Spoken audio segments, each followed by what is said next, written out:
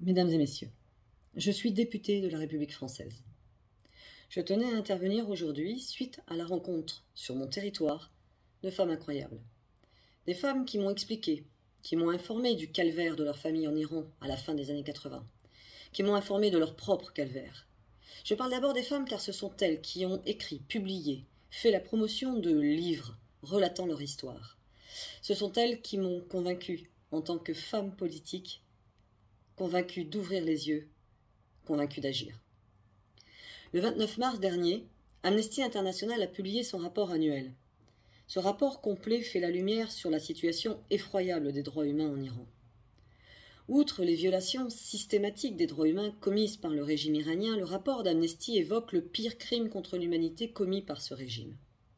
Il s'agit en effet du massacre des prisonniers politiques au cours de l'été 1988. Ce massacre, dont vos concitoyennes engagées m'ont tant parlé, ce massacre, cet été-là, a été commis à la suite d'une fatwa décrétée par le Shah Khomeini et plus de 30 000 opposants, dont une majorité d'entre eux étaient des membres et des partisans des Moudjahidines du peuple d'Iran, ont été exécutés.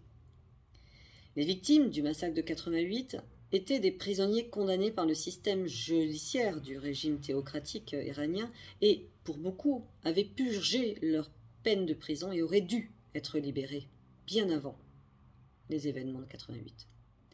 Le rapport d'Amnesty se concentre sur l'accession d'Ebrahim Raïssi à la présidence alors qu'il est un auteur connu du massacre de 88 et qu'il a joué un rôle clé en tant que membre de la commission de la mort lors de cet événement tragique.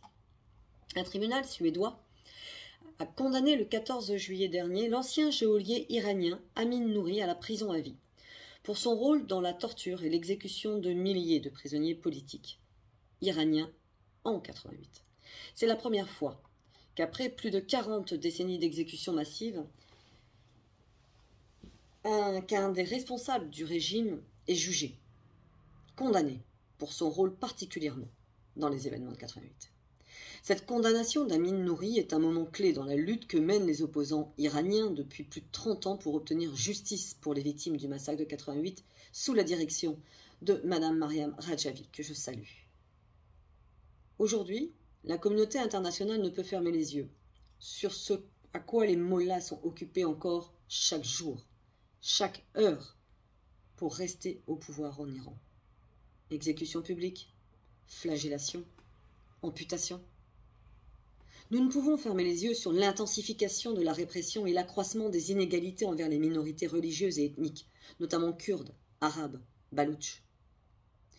Nous ne pouvons fermer les yeux face à l'oppression, l'humiliation et les violences faites aux femmes sous couvert de lois discriminatoires.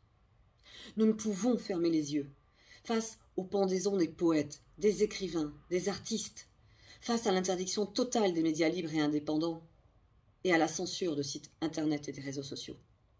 Afin de faire la lumière sur les massacres d'hier et cesser les exactions d'aujourd'hui, il est plus que temps que la communauté internationale et l'ONU créent un tribunal international et, auparavant, créent une commission d'enquête pour faire toute la lumière sur ce qui est considéré comme le plus grand massacre de prisonniers politiques de l'ère contemporaine en Iran et traduire en justice les responsables. En tant que députée de la République française, je ferai mon possible pour atteindre ce but. Je vous remercie.